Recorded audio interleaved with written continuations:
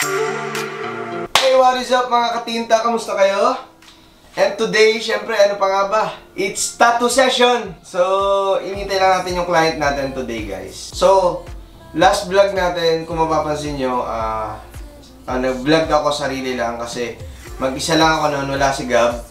So, ipapakilala ko sa inyo si Gab formally. Siya yung kapatid ko, bunsong kapatid. Siya na yung nag-handle ng camera natin kapag nag-vlog tayo. So, pakilala ka na natin. Pakilala kita sa kanila. Ayan, si Gab. Ang bunsong kapatid namin. So, siya na yung nagbibideo sa atin. So, thank you, Gab. So, kahapon, last vlog natin, meron kasi siyang pasok. So, hindi ko na siya inabala. Kaya, tinry ko ulit mag-vlog ng sarili ko. So, syempre, nahihirapan na ako kasi ang daming adjustment eh. So, anyway, ito yung magiging design natin today, mga katinta. Ayan. 3D butterfly to, colored to. Yun nga lang, syempre dito sa stencil natin, hindi ko na kinolored. So, butterfly with puzzle. Mga puzzle pieces siya. As per request ng client, ayun na. So, ayun na siya, dumating na. So, tatanong natin sa kanya mga katinta kung bakit ito yung design na gusto niya. So, hopefully, pumayag siya kasi hindi lahat ng client natin pwedeng ayain natin mag-tattok eh. Siyempre, yung iba nahihiya humarap sa camera. So, itry natin kung pwede siyang interviewin tungkol dito sa design niya. So, first time niya kasi. So, alamin natin. Nandiyan na sila, mga katinta, sunduin natin. Let's go.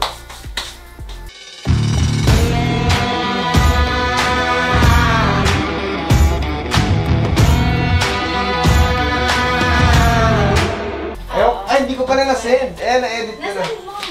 Nasend ko ba? Oo. Sabi mo right or left. Sabi mo right or left. Hindi. Ito. Nasend ko ba? Oo, nasend mo. Nakalimutan mo. Nagtuturing kasi nga ako kahapon eh. So, tama, pababa na. So, ito yung talaga. Pinakita ko din sa kanya. Tsaka pinapili ko yung anak ko. Left nga daw. Sabi ko, ano maganda? Left daw. Okay yung size? Tama lang. Siguro perfect kung susuotin mo yung pabaligtad. Hindi. Or may dala kang ano? Hindi, ito. Tatanggalin ko na lang yung sa isang shoulder. Malalalim naman yung saan ba sa loob. Sige. Sa CR, ayusin mo yung... Dito, sa bawah. Ayusin mo. Ilalabas ko lang doon yung sa likod. Teka lang, okay lang may vlog? Okay lang. Sige.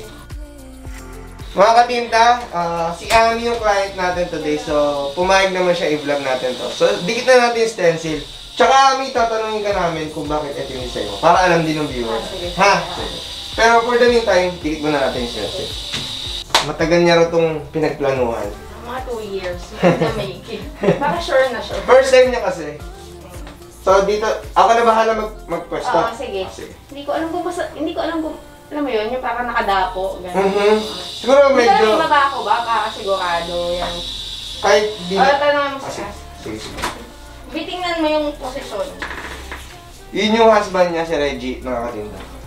So kapitbahay lang natin siya. Pag sa vlog mo, ang luwag nito. Pag nandito ako, parang nalisigo.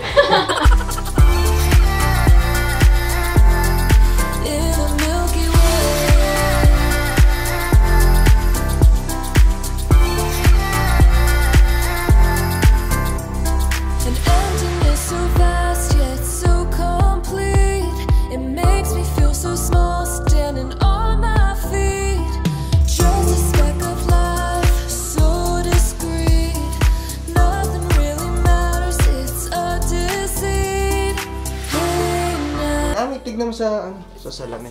Lapit ka para. Gusto mo picture ako para kita mo sa ano? Picture ako. Talimit ka sa akin. Ayan. Tayo ko lang diretso. Yung normal na. Ayan.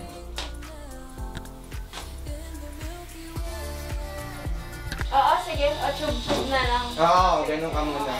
Kaya mag-shot ka muna ng loose shirt. Nasabay ka lang naman. Tama nga. Patayin muna natin. Tapos, pag-usapan na natin yung design. Sige. Buka mo na.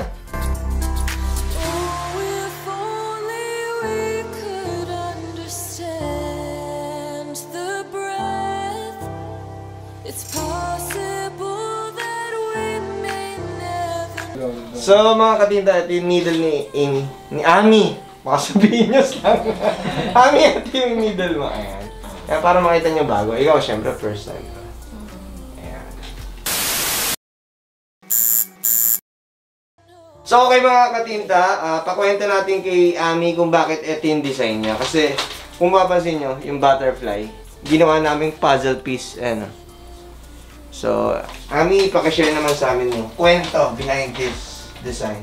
Yes, yung anak ko kasi, tribute sa anak ko sa eldest ko. He was diagnosed with autism, mga 2.5 ba? 2.5 years old. And magsi-7 na siya sa December next month. So, 2 months in the making So, 2 years. 2 years in the making. So, siguro, ngayon na yung perfect din na time. Yung napagmuni-muni ako.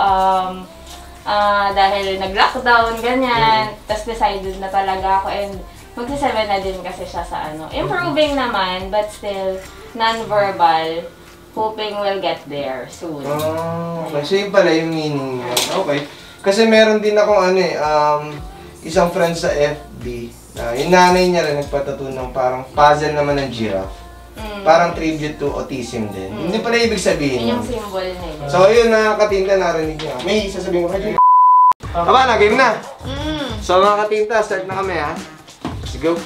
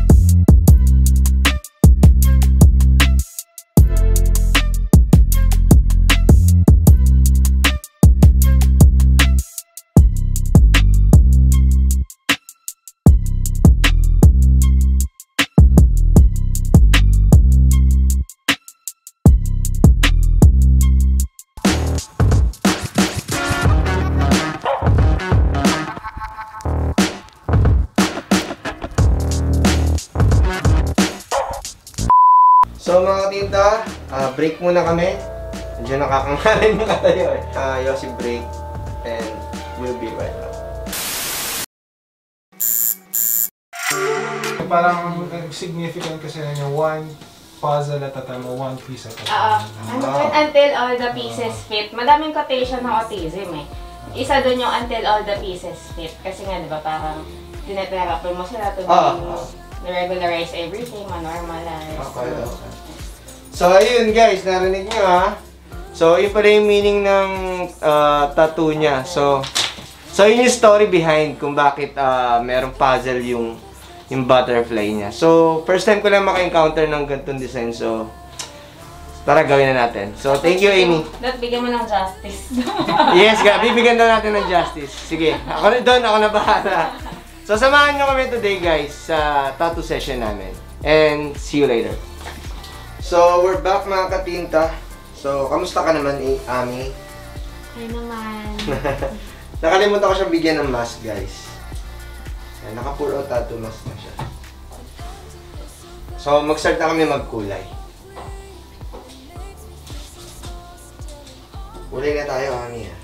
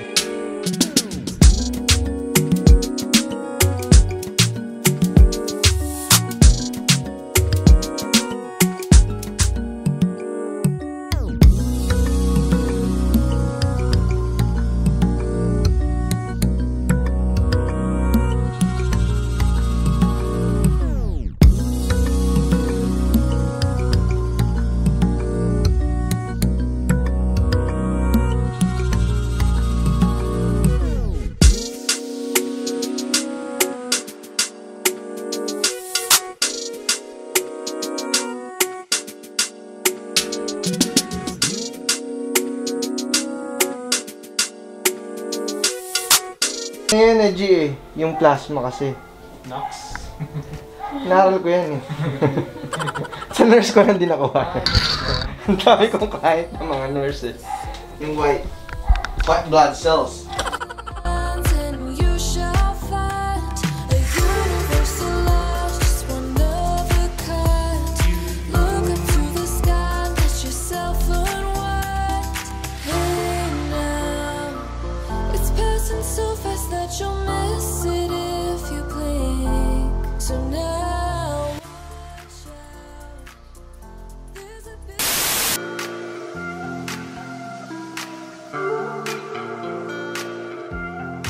So, okay mga katinta, tapos na kami ni Ami.